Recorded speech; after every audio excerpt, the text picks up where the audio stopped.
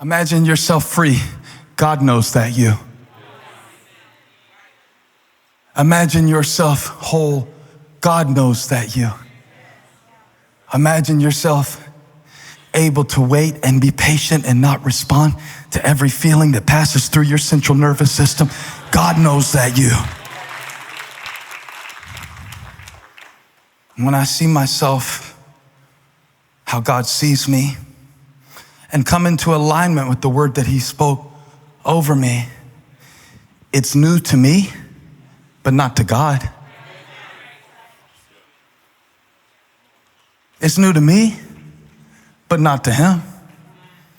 One time he was calling this prophet named Jeremiah, and the prophet Jeremiah was full of excuses, just like you, just like me.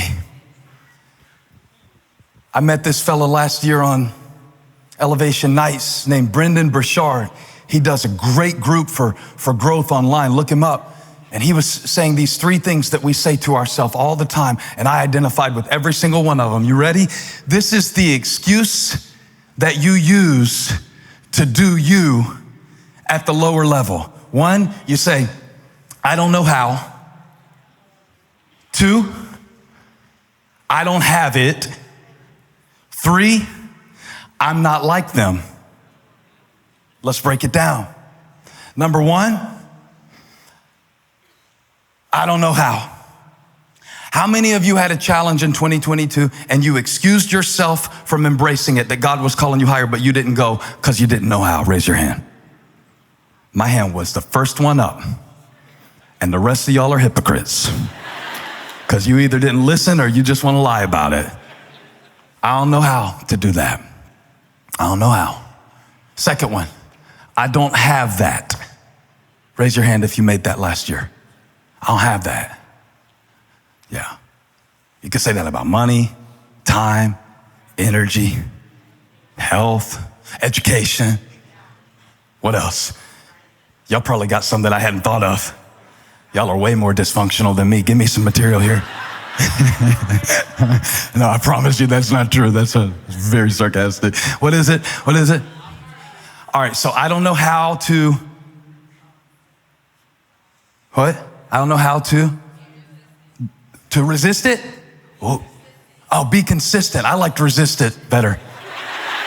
Because that's what I think, right? Like, greater is he that is in you than he that is in the world. I don't know how to fight this. When you've been given into something, and you can just nod like you don't know what I'm talking about. When you've been given into something since you were 10, it's really hard for you to really believe that you can overcome that. And listen, you don't have to admit that struck a chord, what I just said. Just do you. Pretend like you don't struggle with that. You're such an angel, and I respect you and admire you. I don't know how to resist. I don't know how to be consistent. I don't know how. Well, for me, when I started my workouts, this is so corny, I put a chart on my wall where I could put stars every time I worked out, because I thought that would reinforce the behavior.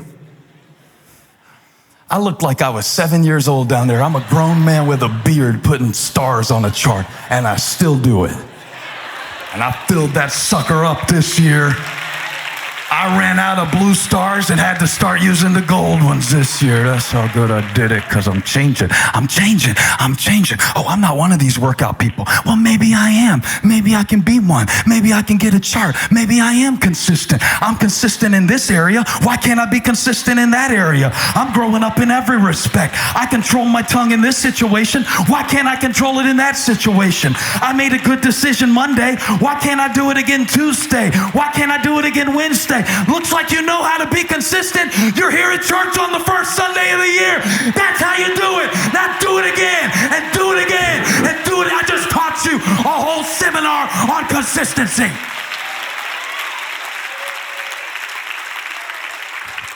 That wasn't true. You know how to be consistent. You know how to do it.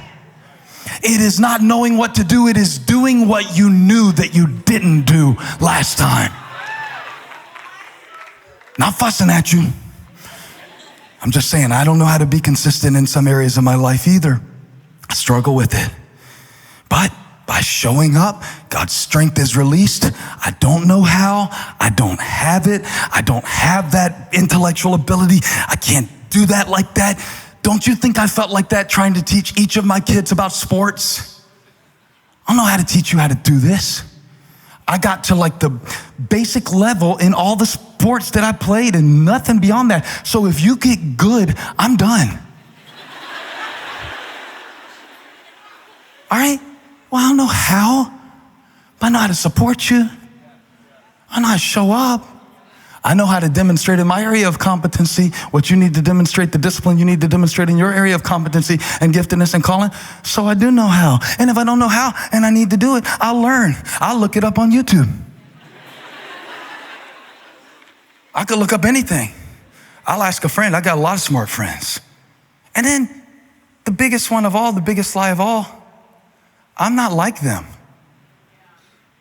Man, they have a good marriage because their parents had a good marriage. I can't do that. My dad wasn't around. I'm not like those people who grew up there. They know how to deal with money because they grew up around money. I don't know how to deal with money. They know how to pray because they grew up in church. I don't know all these Bible stories. Some of you are here for the first Sunday of this year, and the whole time you've been feeling like, I don't fit in. I don't know these words. I don't know these songs. Why are people standing up and sitting down and standing up and sitting down and standing up and sitting down? And how long does this sermon last anyway? I'm not like these church people. Oh, we are all corrupted. Go with them in the parking lot. You might catch them cussing before they even get off the church property if I preach long enough and let the traffic get backed up.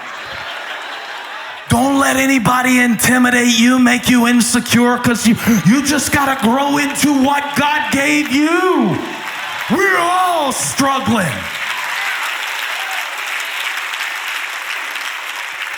We'll talk about it sometime. One time I'll tell you all my stuff and you can tell me all yours. And then we'll cry and get all over it. And then we will say, okay, that's where we're starting. That's not where we're staying.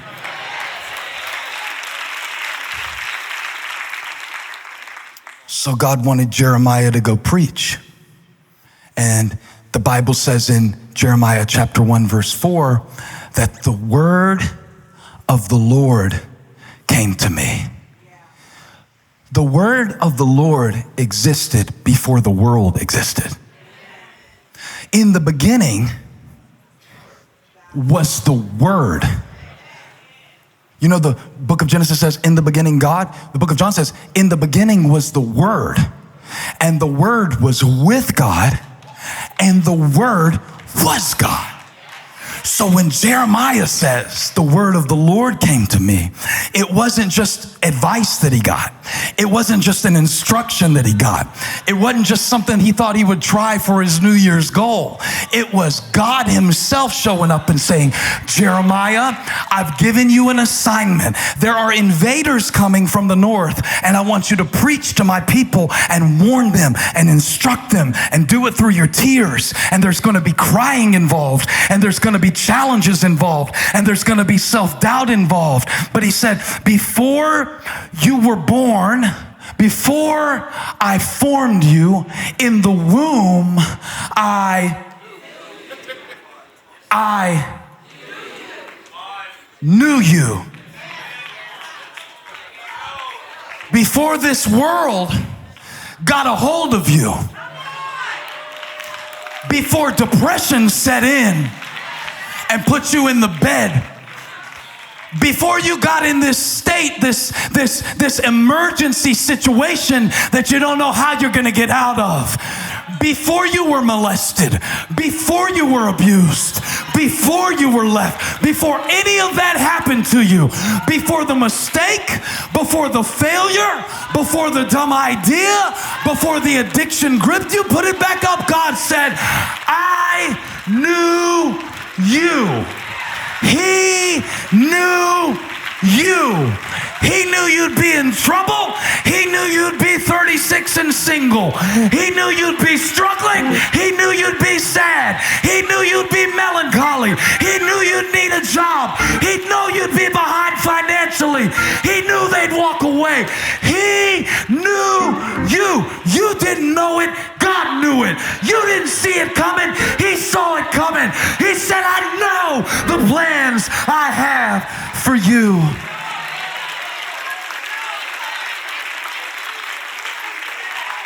Before any of the crap happened, God said, I had intimate knowledge of your intellect. I see your integrity even when it falters. I see the man you're gonna be if you don't leave and walk away. I see if you submit to the process, how strong you're gonna be. I see the testimony you're gonna be telling your kids 10 years from now, talking about, here's what God did in our home. Here's what I almost did, but God brought me back in 2023. And he brought me to church to tell me, do it, the new you.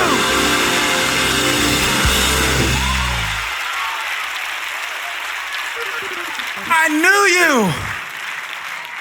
I created you before you were corrupted.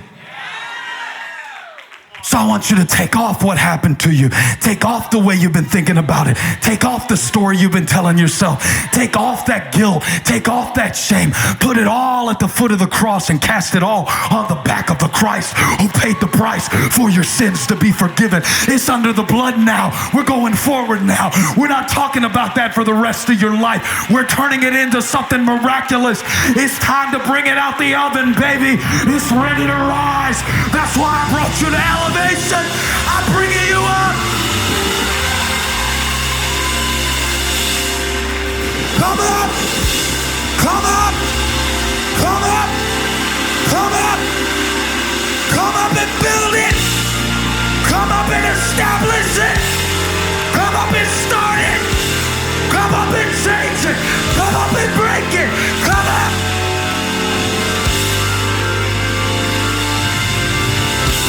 Do it, do it, do it, do it, do it. Do it till it's second nature. Do it till it's how you think. Do it till it naturally comes out of your mouth. Do it till it's not so hard anymore. Do it awkward, do it clumsy. Do it over, do it over. Sorry, I messed that up. Let me try again. Do it. Do it. Do the new you. The one God knew. The one that people don't always see. Hey, thanks for stopping by my YouTube channel. I hope you were blessed today. If you were, share this with somebody. Like and subscribe and leave me a comment. Let me know where you're watching from, what we can pray for you about. Hope to see you back here again really soon.